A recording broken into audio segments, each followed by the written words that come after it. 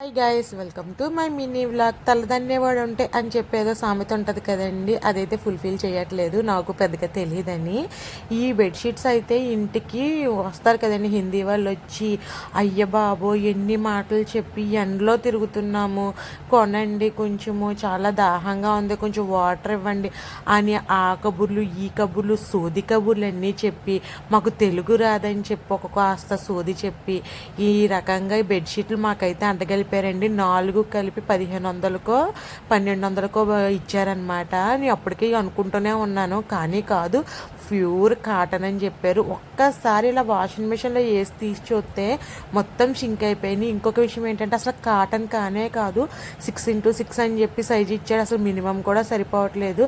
ఇంత దారుణంగా తెలుగు వాళ్ళని హిందీ వాళ్ళు ఎంత బేగా మోసం చేసేస్తారు నాకైతే అర్థం కావట్లేదు. ఈ తెలుగు వాళ్ళు ఇంటికి వచ్చి మోసం చేయడానికన్నా మనం మాట్లాడడానికి ఉంటుంది.